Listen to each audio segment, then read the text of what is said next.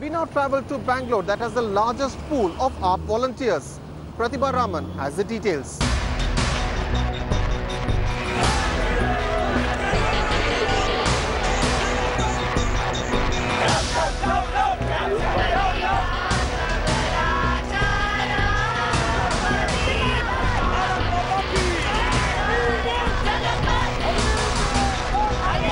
I would typically call the Aam Aadmi Party the hottest startup.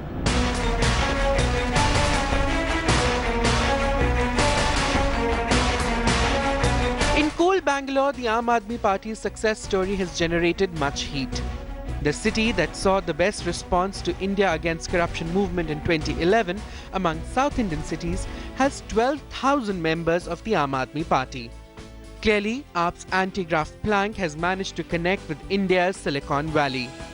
And like for the BJP in 2008, Bangalore too could well be its gateway to South India. So there's a deep sense of anger and frustration in Bangalore. So if there's any new age party that comes and taps into this anger, I think it will be a sea change. Bangalore civil society is excited about the possibilities that Aam Aadmi Party could open up for the urban population.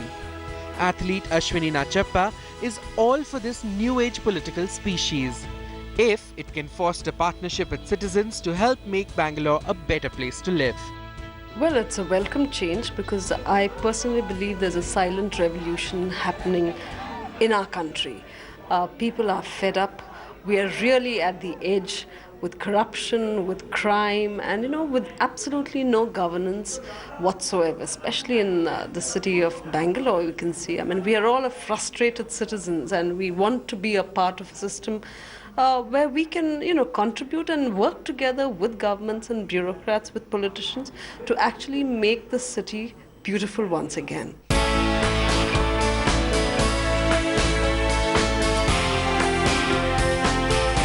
It's really great. Just a year ago, they have started this movement, and Aam Aadmi Party today comes out with 28 seats, which is extremely good. And somewhere I feel this shows that, the country needs a change. I think they are cutting into Karnataka. Not only Karnataka, I think they're going all over India, which is nice. And see, we don't know, as a common citizen, as being a responsible citizen, we don't know whether they come and they will make a change or not. But they could make a difference. Brand consultant Harish Bijur believes that it is a strong case for Arvind Kejriwal to branch out to this India's garden city. This is a city which resonates with his ethos and his party talk. But we need to be very careful about one thing, that this is an urban ethos. I do not believe Arvind Kejriwal's ethos works in rural areas. So I think it's good to pick constituencies. At least in terms of vote shares, he will do well. However, members of Aam Aadmi Party are uncomfortable with this branding of the party as purely an urban phenomena. You'll hear a lot that this is an urban phenomenon. How are they going to reach the rural people? How are they going to go into the slum areas? You'll be shocked to know that our largest support base in Delhi was from the Juggi Jobadis and not from the fancy South Delhi, though South Delhi people also supported us. We had a huge support base, so I think certain barriers have been broken. The government is not paying attention. In the run-up to the Karnataka Assembly elections, Bangalore Political Action Committee, or BPAC, was formed to back good candidates and even provide them with funding. Such efforts are now being seen as the seed capital, which AAP can make use of in Bangalore.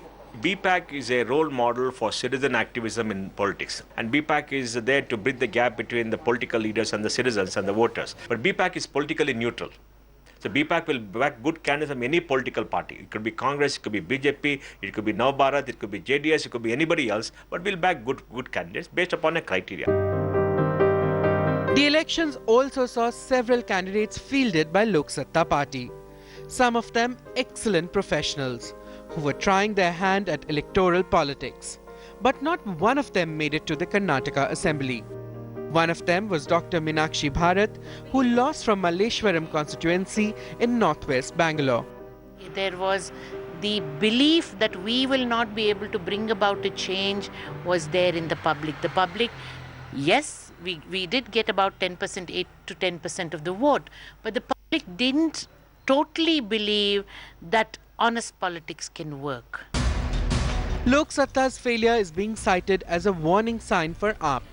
But then, Lok Satta also suffered from a perception that its candidates were from upper middle class and not sufficiently rooted. Political analysts feel that AAP's success in Delhi also had to do with the role played by hyperactive national media. Bangalore is not Delhi and Delhi is not Bangalore. Each city has a very different kind of demographic composition. Each city has a different kind of rootedness. Each city has a very different kind of political climate. And so one has to wait and see if these people can replicate this success here with a local leadership. This is all about hyper-local success. One of the major factors that distinguishes Delhi from Bangalore is the absence of regional parties. Karnataka, like many other states in India, is obsessed with caste-based politics, and AAP must draw out strategies to combat political heavyweights who draw their strength from such communities. 52 lakh of the 85 lakh population of Bangalore is described as urban oppressed, with complaints about sanitation, housing, water and other civic amenities rampant. Analysts believe that AAP has a clear constituency in the city if it chooses to talk the armed Bangalorean.